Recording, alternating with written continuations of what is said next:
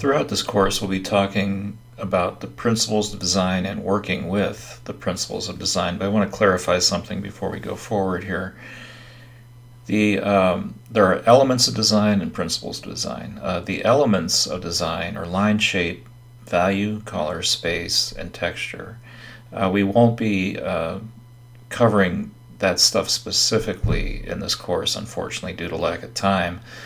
I highly recommend you take a college level drawing class. A good college level drawing class, you will learn about the importance of line, shape, value, etc., and work with those elements. Now, that's not to say, like in the projects we're going to do in this course, we will be, dealing with line, shape, and value, and so on. I just won't be specifically talking about that stuff or teaching it. Now, the principles of design, that's what this course is really about. Besides learning the software, principles of design is what we're going to be learning here. Now, the principles, listen carefully because I have a yeah but at the end here. Principle of design, the unity, balance, rhythm, contrast, emphasis, and scale. Now, this is just one system. If you Google principles of design, you're going to get like 4 or 5 different answers. So if you go into another class and they use a different system, just go with it. This is not the be-all and end-all system.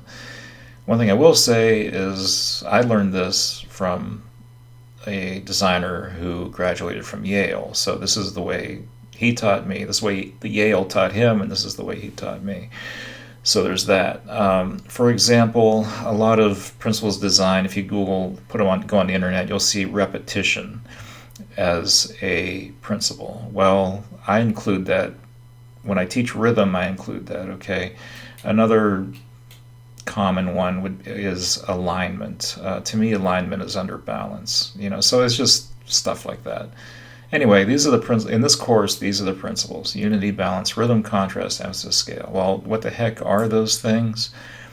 The way I like to teach is teach by doing. So I'm not going to just talk about unity per se or rhythm. I mean, we'll do stuff so you can learn those concepts.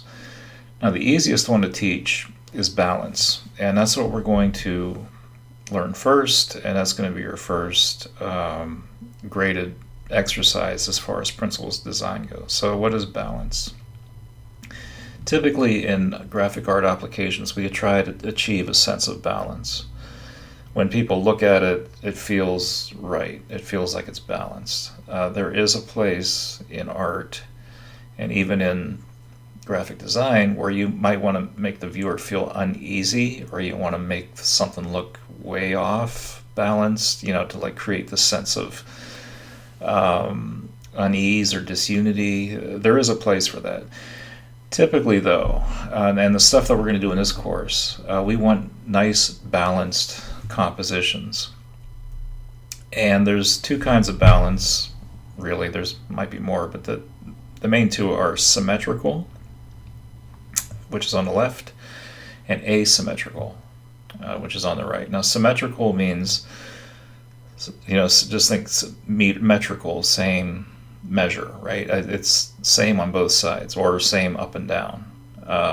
You can cut it in half, either longitudinally or across laterally, and the 2 halves will look pretty much alike. Maybe not identical, but pretty much alike.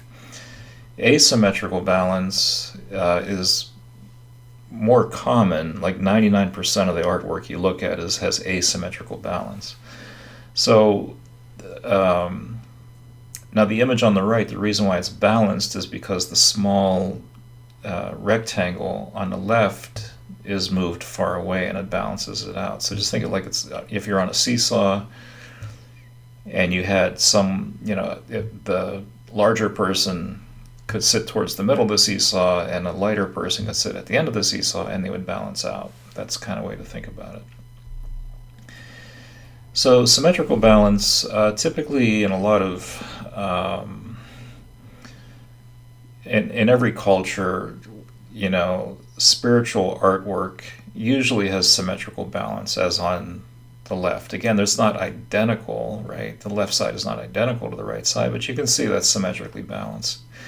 Usually symmetrical balance, usually, not always, usually symmetrical balance, like, shows a, gives the viewer a kind of sense of tranquility, calmness. However, if you look on the image on the right, it can also, be like in your face, right? So like something that's like smack dab in the middle of the canvas, looking right at you, that could be very confrontational, So both of these are symmetrically balanced. They're pretty much the same on left and right, but two completely different experiences for the viewer.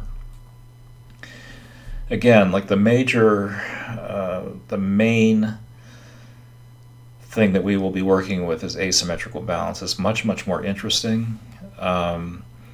And again, like 90 to 99% of the artwork that you see is asymmetrically balanced. Now, keep in mind, these are balanced. These are not off balance. Okay, these are balanced. So the image on the left is an extremely famous print by a guy named Hokusai in 1830 in Japan. And he might have been the very first art director. Like, he designed this, and then he gave it the design to a woodcutter. I said, okay, you do the woodcut, and then he took that woodcut, he took it to a printer, you guys print it, here's the colors I want, and so on. And he did a whole series of these views of Mount Fuji, and he became very wealthy and famous for it. But anyway, the very, very heavy mountain on the right is balanced with all that sky on the left. Okay, so it's not off balance, it's balanced, right? So the heaviness and the mountain is like coming forward, in the forefront, but the sky balances it all. On the right, this is a illustration by Aubrey Beardsley, and you can see this very large man on the left is balanced by that really little guy peeking out from the curtain on the right.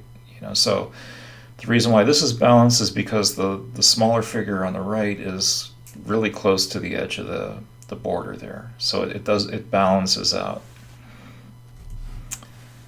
The poster on the left, very geometric. The huge, ponderous, upper right dark area, that like quarter circle.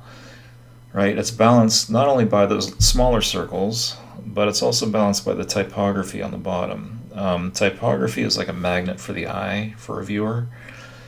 So a little bit of typography can balance a lot of visual mass, right? So kind of remember that when you're working.